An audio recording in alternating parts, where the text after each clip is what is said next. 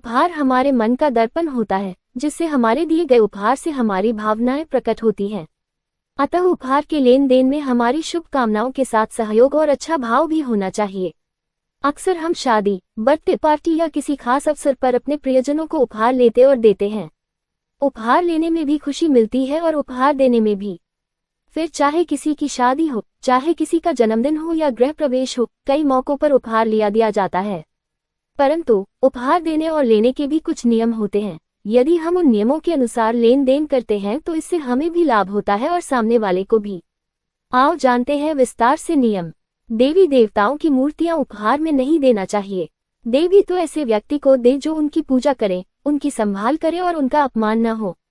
यदि श्रृंगार की कोई वस्तु आप किसी को दे रहे हैं तो जिससे आपके रिश्ते बहुत अच्छे हो उसी को यह उपहार दें, अन्यथा आपका भाग्य कमजोर होने की संभावना रहती है। एक व्यक्ति का दिया गया उपहार किसी अन्य व्यक्ति को नहीं देना चाहिए, क्योंकि इसमें उस व्यक्ति का भाव और ऊर्जा होती है। ये ठीक नहीं माना जाता है। कांच की वस्तुएं या धारदार वस्तुएं जैसे चाकू, कैंची, छुरी, सुई आदि न दें। इससे घर में कलह जैसी स्थिति उत्पन्न हो जाती है। घर के लोगों से वाद विवाद होने की संभावना बढ़ जाती है। यदि आपको किसी ने यह उपहार दिया है तो उसे जल में प्रवाहित कर दें या जरूरतमंद को दे दें।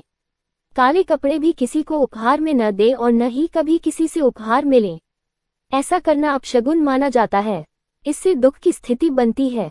यह मृत्यु का कारक भी माना जाता है। इसी तरह पूरे सफेद कपड़े भी उपहार में न लें न ही दें। जूते भी किसी को उपहार में न तो दें और न ही लें। माना जाता है कि इससे दोनों की राह अलग हो जाती है। ये शनि दोष का कारण भी बनता है।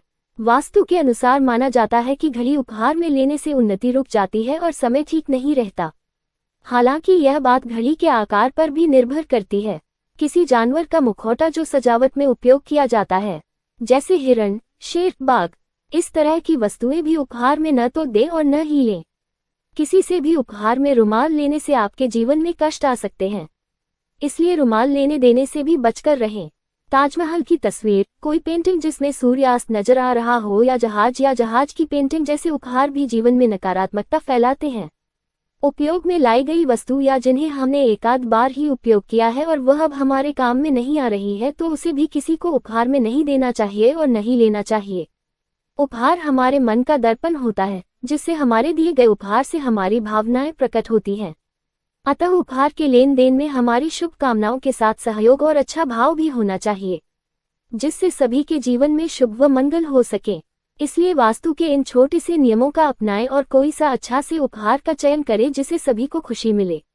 बेहतर होगा कि प्रतिदिन काम में आने वाली वस्तुएं ही उपहार में दें, जैसे बर्तन, कपड़े आदि। देने से पहले ये सोच लें कि वह उस उपहार को काम में लेगा या नहीं।